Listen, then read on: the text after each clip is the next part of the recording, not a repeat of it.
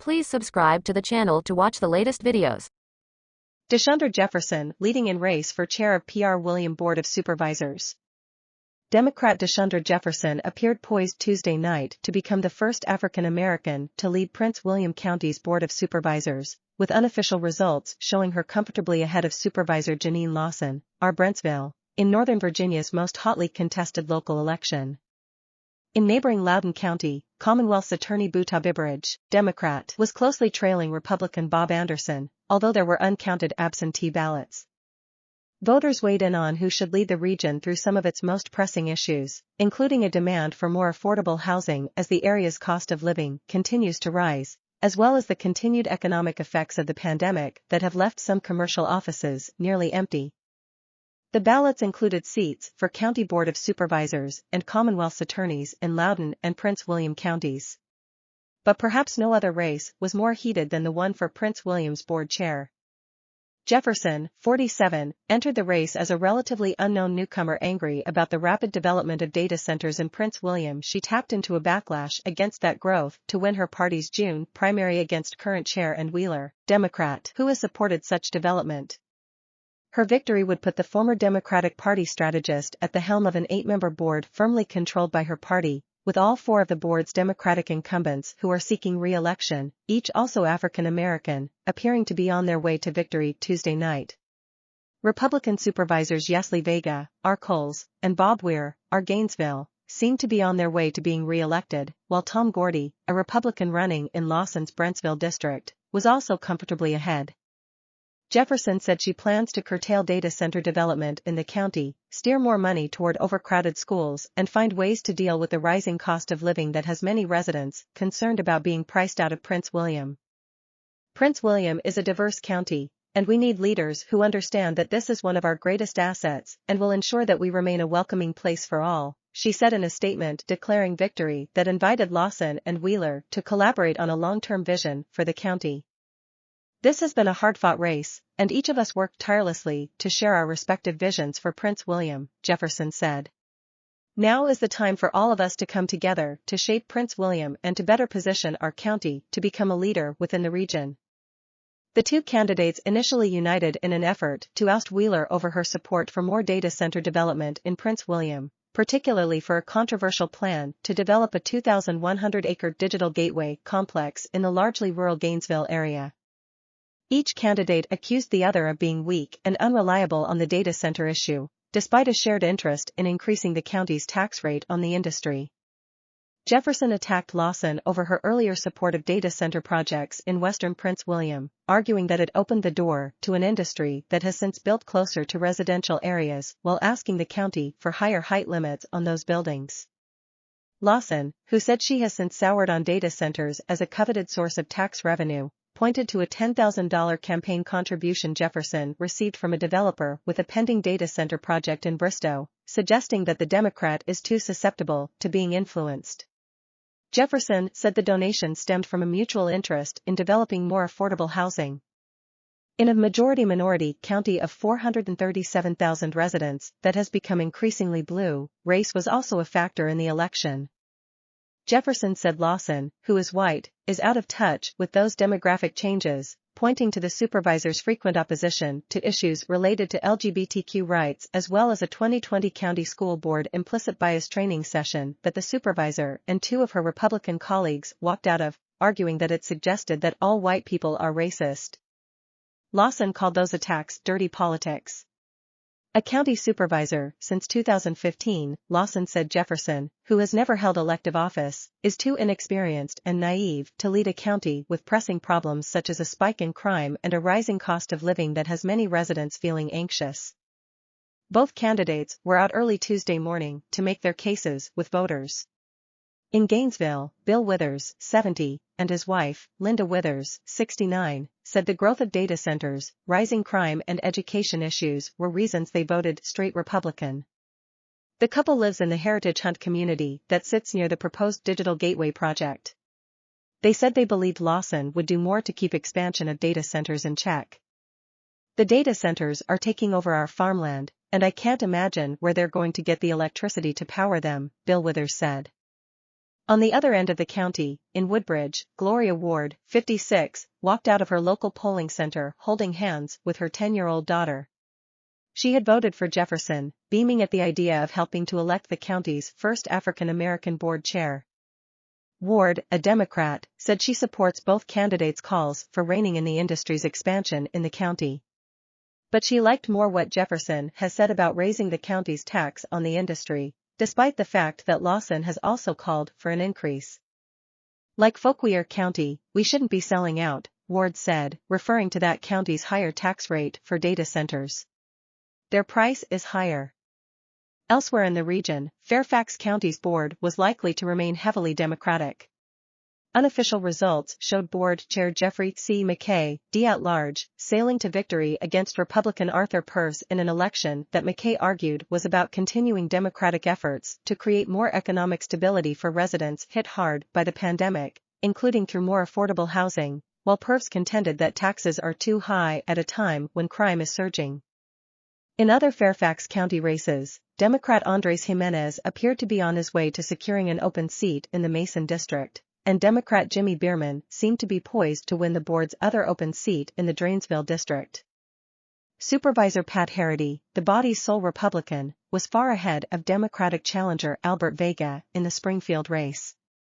Fairfax Commonwealth's Attorney Steve Descano, Democrat, was also far ahead in a race that included a write-in campaign backed by local Republicans for defense attorney Ed Nuttall, who lost to Descano in the June Democratic primary. In Arlington County, Democrats Susan R. Cunningham and Maureen Coffey were leading a four-candidate race for 2 open seats on the county's board. Those elections have been driven by tensions over a decision earlier this year to eliminate single-family-only zoning in an effort to create more missing-middle residential buildings. Cunningham argued for creating a more nuanced, comprehensive housing plan, while Coffey applauded the zoning change. Clement argued that the county should scrap its missing-middle housing ordinance and create an alternative affordable housing plan. Unofficial results showed Commonwealth's Attorney Parisa Degani-Tofty winning her election. In Loudoun, Bibberidge's tight race with Anderson, a former Loudoun Commonwealth's attorney, reflected dissatisfaction among voters about a more liberal approach that has included more frequent use of a drug court program, a mental health docket and a conviction review unit, while putting a stop to trying juveniles as adults.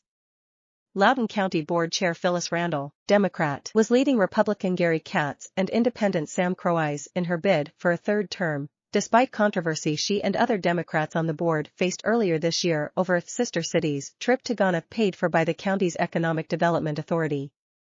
The county's elections left Democrats with a firm hold on the Board of Supervisors. Joe Heim and Ellie Silverman contributed to this report. This analysis was written by Aaron Blake. Top takeaways from 2023 election results, and what they mean for 2024.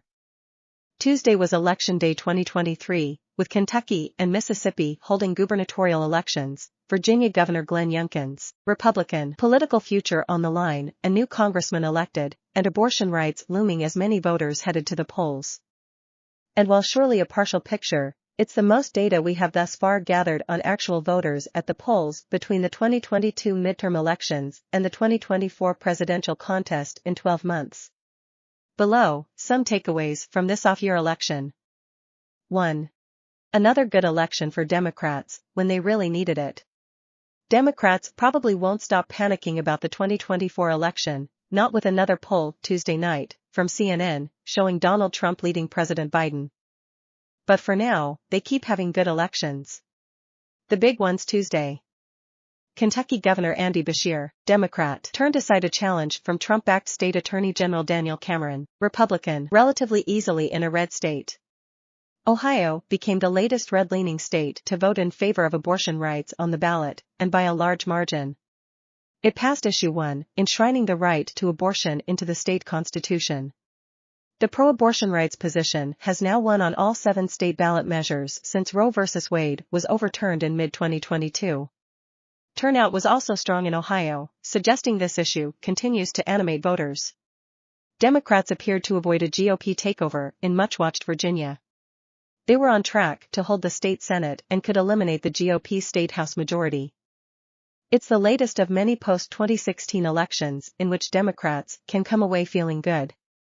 They clearly won in 2018 and 2020 and, in 2022 after Roe fell, had one of the best midterms for a president's party in modern history. They have also continued to significantly overperform their 2020 presidential margins in special elections and other races throughout 2023. Worth noting, Democrats did lose a governorship in Louisiana last month. But that's a very red state, and Democratic Governor John Bel Edwards was term limited.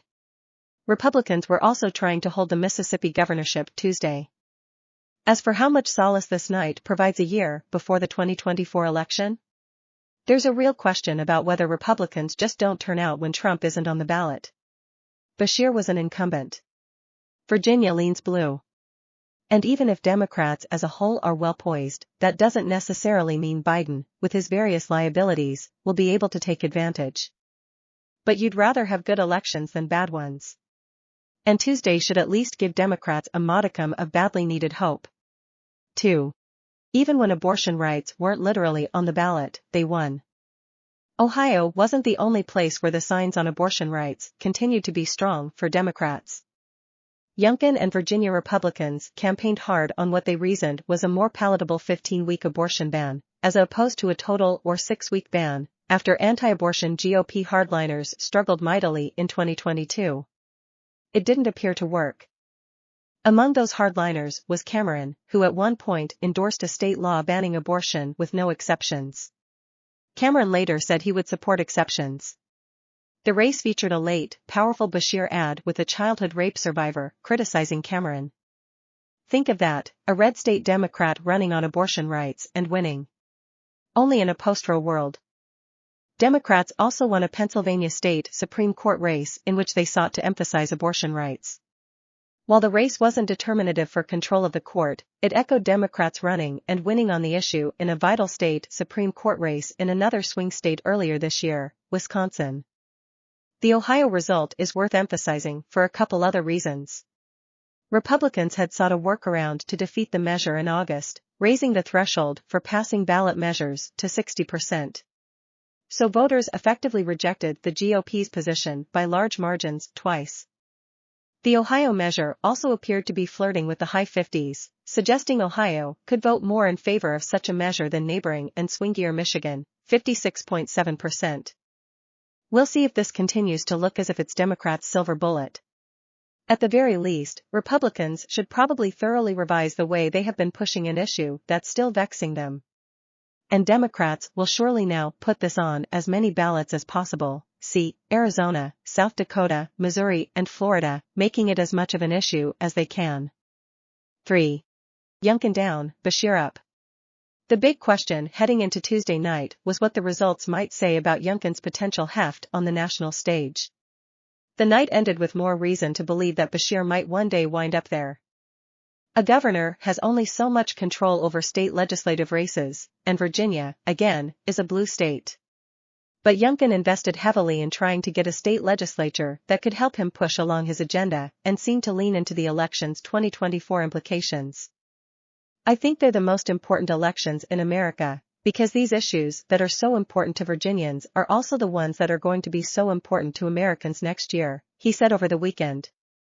The fact that Republicans not only seem to have failed to win the state Senate but might also lose control of the state House should help extinguish whatever illusions people might still have about Youngkin riding in as a late Trump alternative in the 2024 race. But as one hopeful fades, another rises.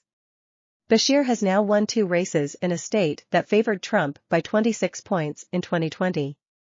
The first could have been dismissed as a fluke, given that in 2019 he faced an unpopular Republican incumbent in a tough environment for the GOP. But he significantly expanded his margin of victory this time. He's also just 45 years old. He's not the only governor to win multiple times in an unfavorable state for his party.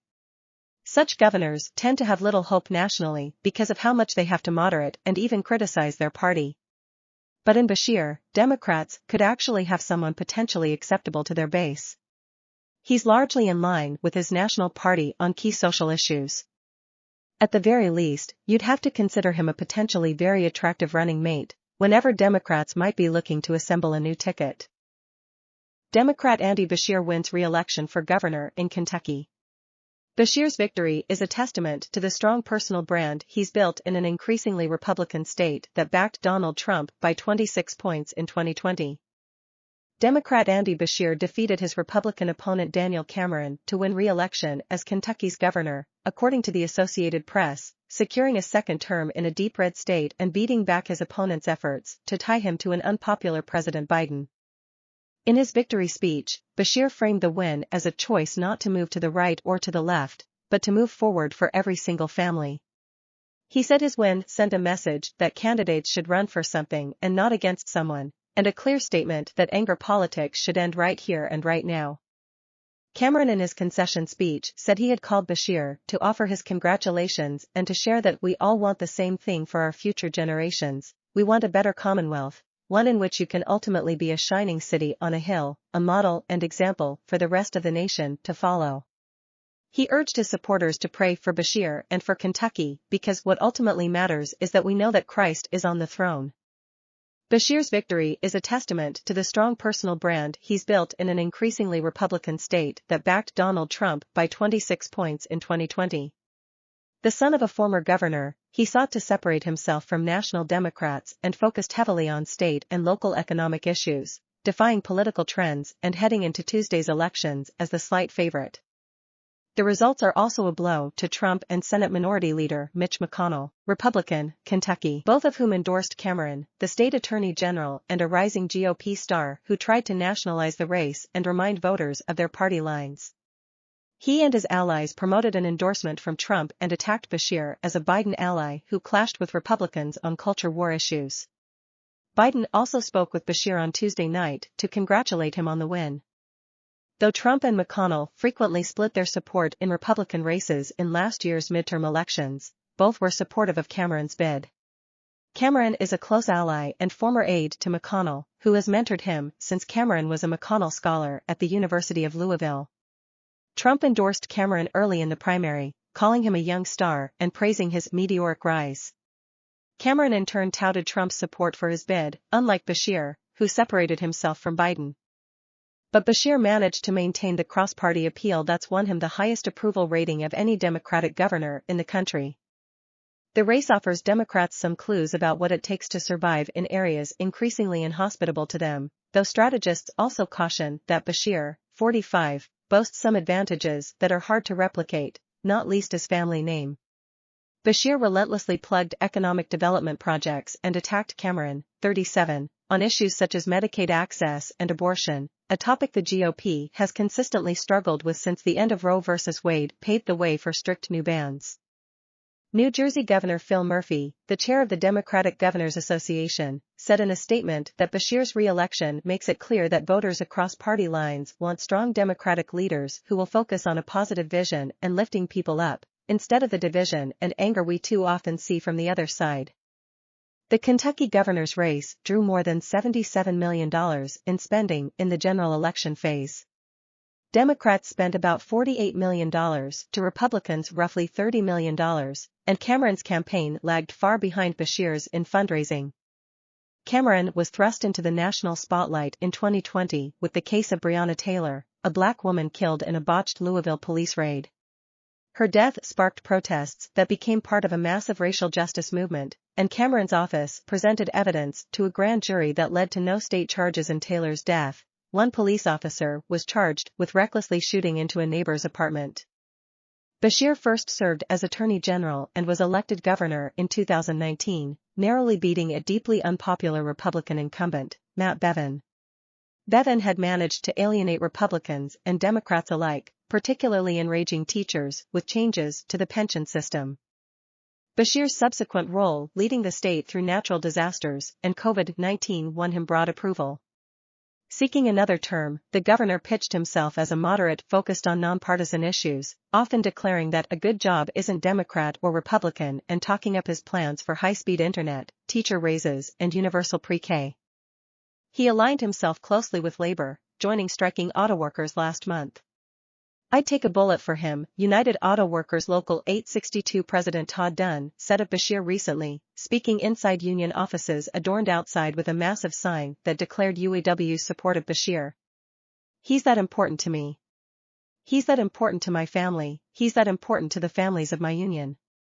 Bashir has been campaigning with his father, Steve Bashir, who served as governor from 2007 to 2015. Cameron and his allies assailed Bashir as more liberal than his public image. They criticized his support for school closures during COVID-19 and his veto of a bill banning gender-affirming care such as puberty blockers and surgeries for minors, a move the GOP supermajority in the Kentucky legislature ultimately overrode. Cameron also repeatedly invoked Biden on the trail and in negative ads.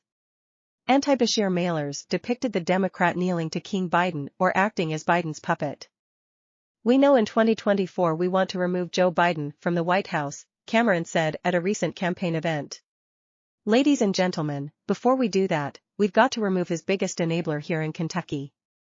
Democrats, meanwhile, linked Cameron to Bevin and appealed to the same constituencies that helped sink Bevin, hitting Cameron, for instance, on evasive answers as to whether he supports school vouchers and arguing that such programs would siphon money from public schools. Bashir's campaign also put significant resources into assailing Cameron on abortion, a major point of contention in the candidates' debates. A near-total abortion ban snapped into effect in Kentucky after the Supreme Court overturned Roe in 2022, going further than many voters wanted even in a conservative state. Cameron defended that abortion law in court as Attorney General, giving Democrats a particular opening to attack him on the matter. Given conservatives' dominance in the state legislature, the abortion debate in Kentucky has centered on a relatively narrow question of whether the state should add exceptions in cases of rape and incest. One Bashir ad that went viral featured an emotional appeal from a young woman, Hadley Duvall, who was sexually assaulted by her stepfather. Duvall was the first person Bashir thanked in his victory speech after his family.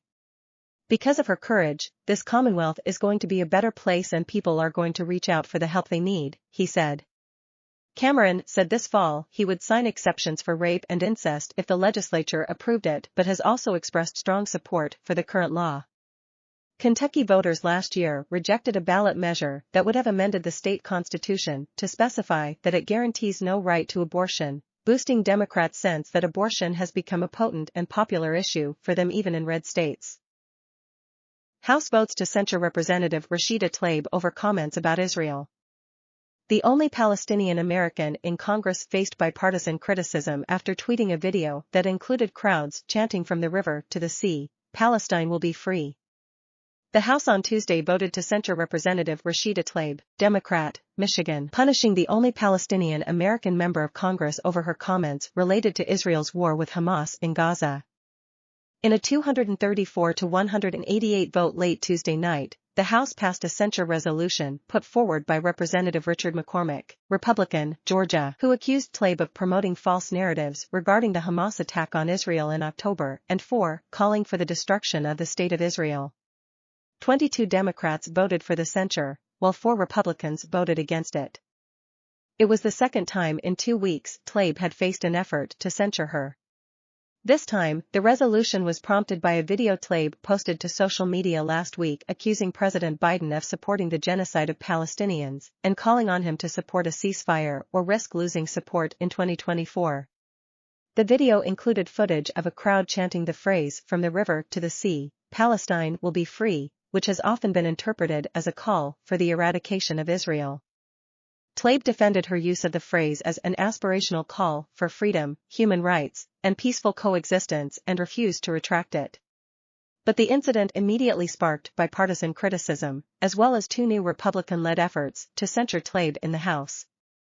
McCormick said the phrase "from the river to the sea" was a genocidal call to violence to destroy the State of Israel and its people, and he dismissed Tlaib's defense of her use of the video, saying the phrase entails Israel's destruction and the denial of its fundamental right to exist. A censure is less severe than expulsion from the House, but more severe than a reprimand. Defending herself on the House floor Tuesday afternoon, Tlaib did not address the specific phrase but said her focus was on a ceasefire, and urged others not to conflate her criticism of Israel's government with criticism of Jewish people. Breaking down in tears, she said more than 10,000 Palestinians have been killed, including thousands of children, in the weeks since Israel began its bombardment in Gaza. "I can't believe I have to say this, but Palestinian people are not disposable. "We are human beings, just like anyone else," Tlaib said, holding up a framed photo of her Palestinian grandmother. "The cries of the Palestinian and Israeli children sound no different to me. Why? What I don't understand is why the cries of Palestinians sound different to you all." Arguing against the censure resolution Tuesday, Representative Jamie B. Raskin, Democrat, Maryland, defended Tlaib's right to free speech, even if one does not agree with her remarks. Raskin noted that, historically, lawmakers have been censured for their actions, not for their speech. Cases of the latter, he added, were centered on violent threats against other members, fighting words on the House floor, and speech inciting insurrection. The resolution is all about censuring her for her political speech and literally nothing else. "No actions, no conduct is being alleged or punished," he said. 6 Republicans voted to table the resolution earlier Tuesday, while one Democrat voted against doing so and another voted present. 2 Republicans, Representatives Ken Buck, Colorado, and Thomas Massie, Kentucky, had previously lambasted the House's increased use of censures against lawmakers from the opposing party and have not supported some past measures. Representative Brad Schneider, IL, was the only Democrat who voted against the motion after leading roughly 70 of his colleagues in issuing a statement condemning Tlaib's use of the phrase "from the river to the sea." "We reject the use of the phrase "from the river to the sea," a phrase used by many, including Hamas, as a rallying cry for the destruction of the State of Israel and genocide of the Jewish people," the statement said.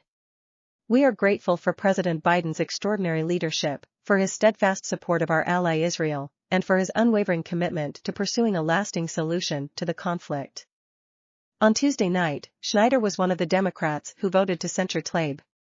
After the vote, Schneider said in a statement that he does recognize the pain and emotion of all people who are watching events of the past month in Israel and Gaza, especially those with a personal connection.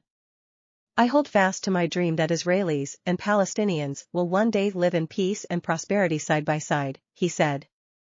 "I believe that both the Congresswoman and I share in a desire to bring the conflict to an end." House Minority Leader Hakeem Jeffries, Democrat, New York, who voted to table the censure resolution, issued a statement afterward that urged people not to echo slogans widely understood as calling for the complete destruction of Israel, such as "from the river to the sea." McCormick was one of about 24 Republicans last week who voted to table a previous censure resolution against Tlaib because he said the language in that resolution, which accused the Congresswoman of inciting an insurrection, was not accurate. Representative Marjorie Taylor Greene, Republican, Georgia, who introduced that resolution, brought forth another version Monday, this time saying Tlaib had incited an illegal occupation of the Capitol on October 18, referring to Tlaib's participation in a protest organized by Jewish advocacy groups demanding an immediate ceasefire in Gaza.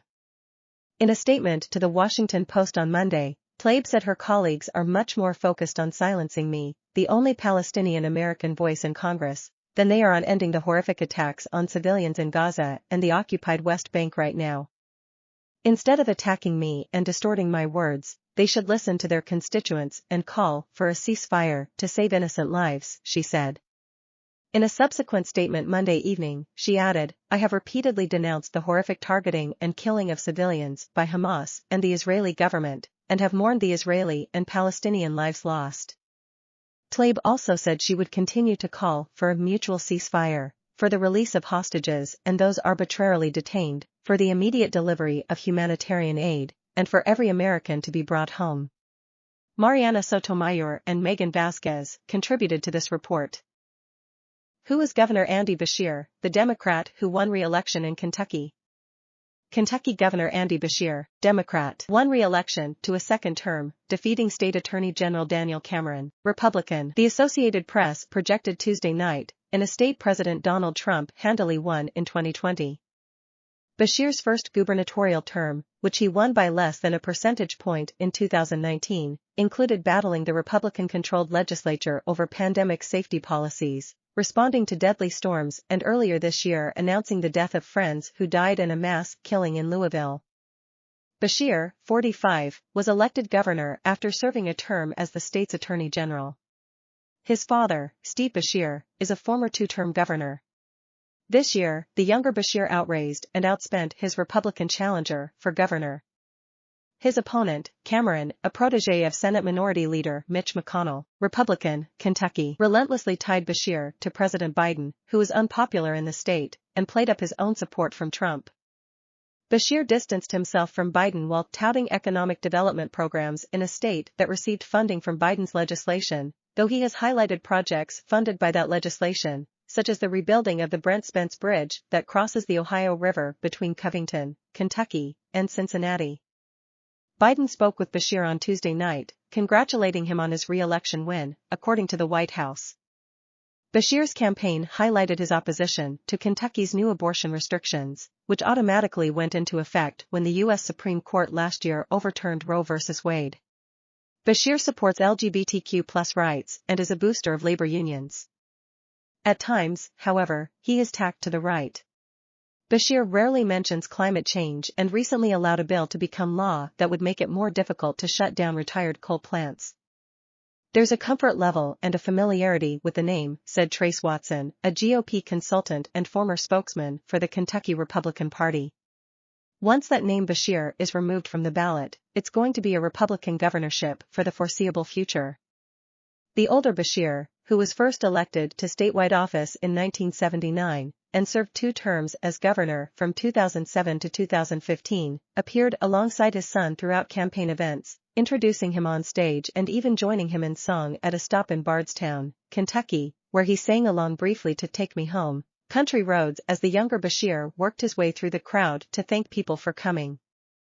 But supporters say Andy Bashir's success can't be credited only to his family name, citing his work steering the state through crises including the coronavirus pandemic, deadly flooding and catastrophic tornadoes. His focus on economic development also helped him win approval from many independents and Republicans, supporters say.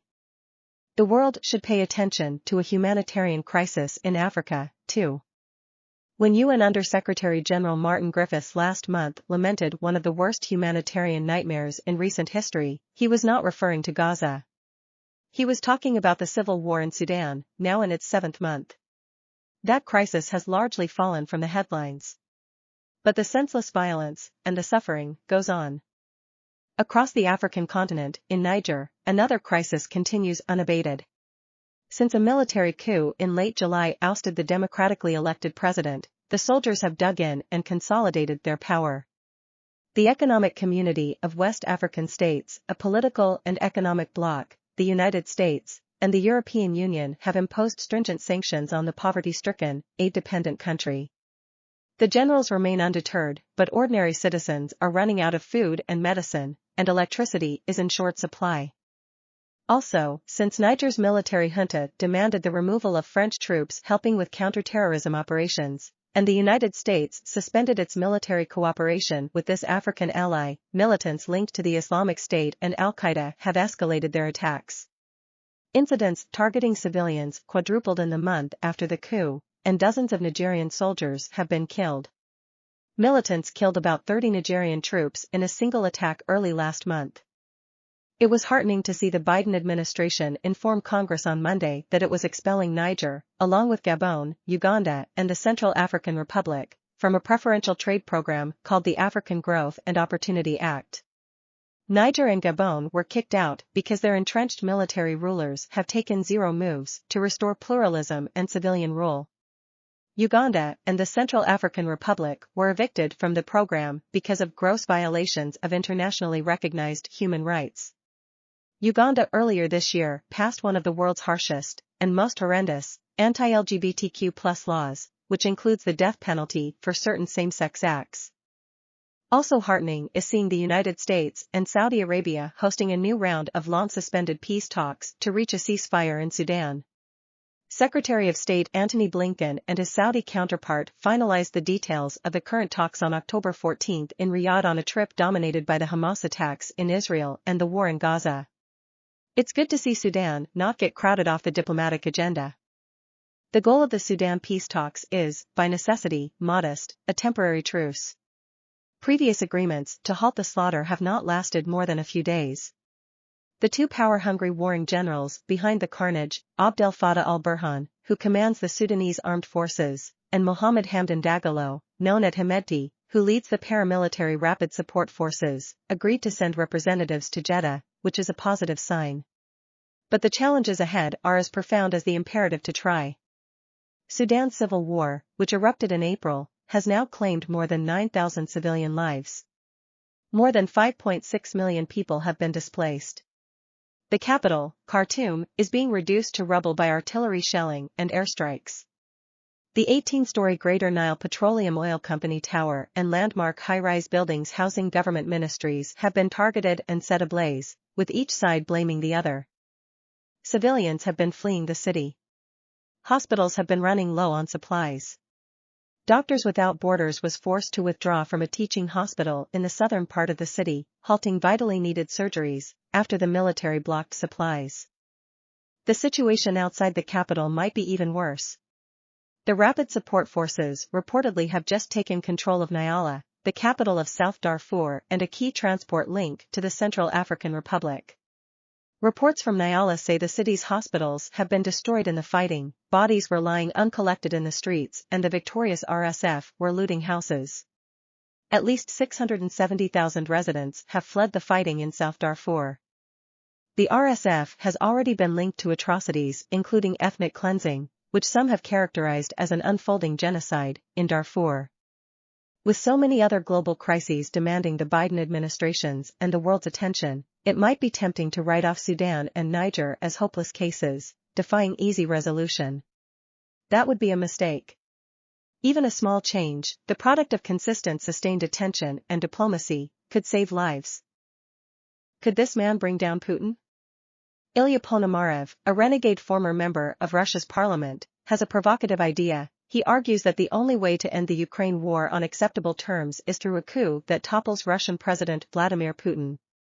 Personally, I think Ponomarev's plan is potentially dangerous for both the United States and Ukraine. A central precept of Ukraine's resistance to Russia's invasion, after all, is that countries shouldn't send military forces across their borders to foment violence.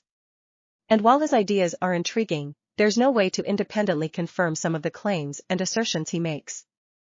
But given the stalemate that has developed in Ukraine, bluntly described last week by General Valery Zaluzhny, Kiev's commander-in-chief, in an essay in The Economist, unconventional ideas such as Ponomarev's will get attention. Ukraine and its allies are searching for ways to break out of the bloody deadlock without a negotiated deal that would concede territory to Russia. Ponomarev is deadly serious about his military plot. He described himself in an interview as the political head of a group called the Freedom of Russia Legion, which he claims has an army of 4 exile battalions, usually numbering about 1,600 people, based in Ukraine, as well as between 5,000 and 10,000 followers in Russia. He helps run a Congress of People's Deputies, a shadow parliament based in Poland with about 100 members, 40 of them in Russia, he says, that oversees the Legion.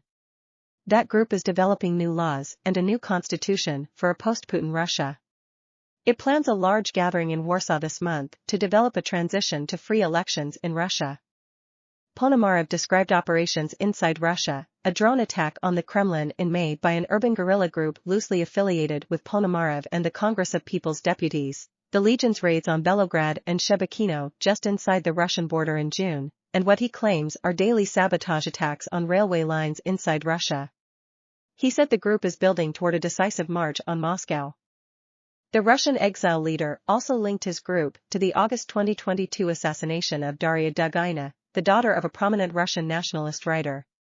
U.S. intelligence officials had blamed that attack on Ukrainian intelligence and said they opposed it, according to an October 2022 account in the New York Times. Ponomarev said his group works closely with Ukrainian intelligence.